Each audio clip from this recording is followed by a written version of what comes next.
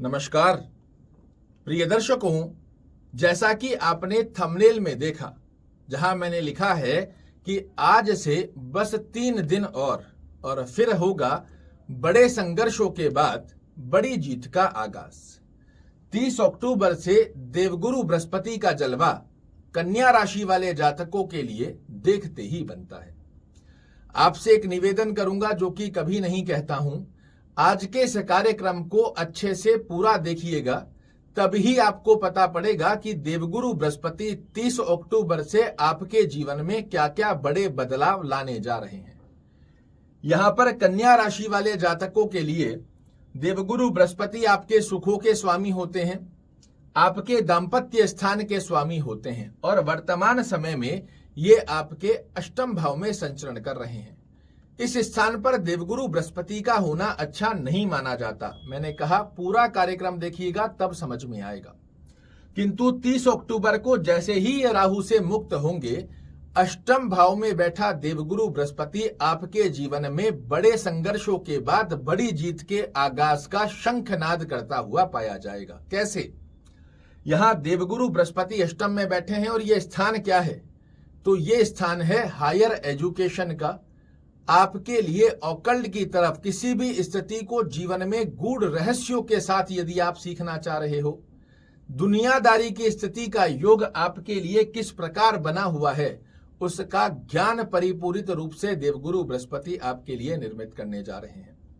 इस स्थान पर बैठकर जब राहु पिछले लंबे समय से आपके कार्यों में हर तरीके से नकारात्मक दृष्टिकोण बना रहा था, मानसिक तनाव दे रहा था, टेंशन दे रहा था, डिप्रेशन दे रहा था, कार्यों में रुकावटों की स्थितियां क्रिएट कर रहा था, बार बार आपको सफल होने से रोक रहा था, लगातार आपको असफलता की स्थिति का योग बनाता रहा, उन स्थितियों से विजेता का योग पद प्राप्त कैसे किया जाएगा, इसका ज्ञान यहां पर बैठकर देवगुरु बृहस्पति कन्या राशि वाले जातकों के लिए निर्मित करते हैं। जब राहु महाराज आपके द्वादश भाव को देख रहे थे, इस स्थान पर ये आपके हॉस्पिटलाइज खर्चे करवा रहे थे। कोर्ट कचहरी मुकदमा लिटिगेशन की स्थिति में बहुत से लोगों के बड़े नुकसान हुए। विदेश की स्थिति का योग यदि आपने चाहा, विदेश में सेटलमेंट चाहा, एक्सपोर्ट इंपोर्ट से रिलेटेड स्थितियों का योग जो आपके लिए बना हुआ था, उसमें रुकावटें देखने को मिली। तो जैसे ही राहु हटेगा, देवगुरु बृहस्पति की शुद्ध दृष्टि आपके द्वादश भाव की स्थिति को बैलेंस करने जा रही है। ये धन के कारक होते हैं और जब व्यय स्थान को देखते हैं तो आपके फिजूल के खर्चों को समाप्त करते हैं, आपके लिए सेविंग की स्थिति को बहुत अच्छा बना देते हैं। हॉस्पिटलाइज खर्चे जो होते हैं, इनको रिमूव करने की बाध्यता यहां पर देवगुरु बृहस्पति लेते हैं। कार्यक्रम में पूरे बने रहिएगा। एक एक स्थिति आपके लिए कन्या राशि वाले जातकों के लिए आने वाले 221 दिन कैसे रहने वाले हैं, ये आप भली भांति इसी कार्यक्रम में जानकर जाएंगे। यहां से जब पिछले 18 महीनों से राहु धन की स्थिति में आपको चूर चूर कर बैठा, धन की स्थिति के योगों के कारण आपके बार बार कार्य रुकते रहे, कुटुंब परिवार में यशमान प्रतिष्ठा की स्थिति में आपको लगातार सेंध देखने को मिली, आपका वाणी का जो वर्चस्व था उसे कायम होने ही नहीं दिया राहु महाराज ने। किंतु यहां से देवगुरु बृहस्पति जब द्वितीय भाव को देखेंगे तो दूसरा घर क्या है? ये धन का भाव है और धन के कारक ग्रह धन भाव को देखें, ये आपके लिए बड़ा अच्छा माना जाता है। यहां धन से संबंधित रुके हुए कार्यों को थोड़ा डिले सही किंतु अवश्य रूप से पूर्ण करेंगे देवगुरु बृहस्पति। ये यशमान प्रतिष्ठा के कारक ग्रह हैं और जब द्वितीय भाव को देखते हैं तो कुटुंब परिवार में जो यशमान प्रतिष्ठा आपकी राहु ने समाप्त कर दी, उसे पुनः से जीवित करने जा रहे हैं देवगुरु बृहस्पति। जो वाणी के चलते पिछले समय में बनते बनते कार्य आपके बिगड़े हैं राहु महाराज की वजह से, ये ज्ञान के कारक उन स्थितियों को कैसे अपने पक्ष में लाया जाएगा, इस स्थिति की पूर्ति करने जा रहे हैं आपके जीवन में। यहां से नवम दृष्टि पिछले समय में जब राहु महाराज ने जनता में आपको यह अपयश दिलाया, मित्र गणों के मध्य आपका योग, जिन पर आप सबसे ज्यादा बिलीव करते थे, वही लोग जो आपसे मुख मोड़कर खड़े हो गए, कोई भूमि भवन वाहन गाड़ी घोड़ा खरीदने की प्लानिंग कर रहे थे, लगातार उसके अंदर कुछ ना कुछ समस्या देखने को मिली। अपितु राहु महाराज ने पिछले 18 महीनों में कई लोगों के भौतिक सुख तक छीन लिए, किसी की गाड़ी बेच दी, किसी का घर बिक गया। इस प्रकार की स्थिति के योग भी देखने को मिले हैं। माता के स्वास्थ्य को प्रभावित किया है। माता से अंडरस्टैंडिंग रिलेटेड पेरेंटल प्रॉपर्टियों में जो समस्या क्रिएट कर दी है राहु महाराज ने, उसे परिपूरित करते हुए पाए जाएंगे देवगुरु बृहस्पति। जनता में, मित्र गणों में आपको पुनः से एक पद प्रदान करते हुए पाए जाएंगे। भूमि भवन वाहन भौतिक सुखों की स्थिति जो आपके लिए पास होते हुए भी उसका आनंद नहीं ले पाए, उस आनंद की स्थिति को पुनः से जागृत करने जा रहे हैं। माता के स्वास्थ्य को पुष्ट करेंगे। पेरेंटल प्रॉपर्टी से रिलेटेड यदि कोई विवादास्पद स्थिति देखने को मिल रही है तो ये भी आपके लिए परिपूर्ण होती हुई दिखाई देगी। राहु महाराज के साथ में दृष्टि हटने के पश्चात में ये आपके दाम्पत्य स्थान के स्वामी भी होते हैं और पिछले समय में इवन 30 अक्टूबर तक ये राहु के साथ बैठे हैं।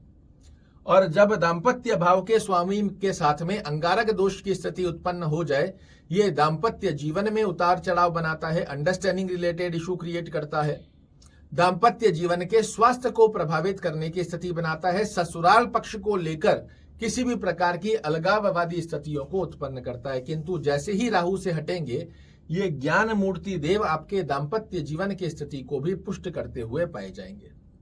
अब मैंने कहा था कि कार्यक्रम को पूरा देखिएगा, आपको भली भांति पता पड़ेगा कि सभी कन्या राशि वाले जातकों के लिए यह स्थिति समान रहेगी, तो ऐसा संभव नहीं है।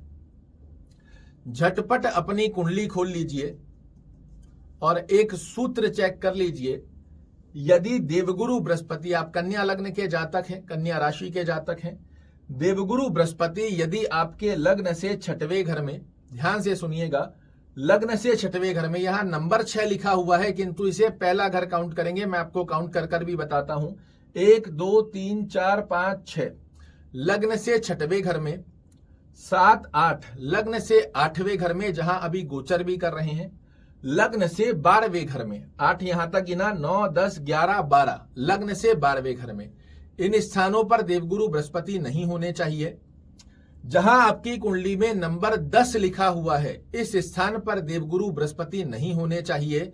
और जहां आपकी कुंडली से तीसरा घर, लग्न से गुनोगे 1 2 3, लग्न से तीसरे घर में यदि देवगुरु बृहस्पति नहीं है, फिर से देख लीजिए, लग्न से तीसरे घर में, लग्न से 5वां घर जहां देवगुरु बृहस्पति नीच के हो जाते हैं, 6वां घर, 8वां घर और 12वां घर, इन 5 स्थानों पे यदि देवगुरु बृहस्पति नहीं है, इन स्थानों को छोड़कर यदि देवगुरु बृहस्पति बने हुए हैं, तो पाराशर ऋषि का सूत्र है कि यदि देवगुरु बृहस्पति को केंद्राधिपति दोष ना लगे या कुंडली का कारक ग्रह गोचर करता हुआ भी यदि 6 8 12 में भी चला जाए, तो ये आपको कभी भी बुरा फल नहीं देता, क्योंकि ये ग्रह बाध्य है आपको शुभ फल देने के लिए।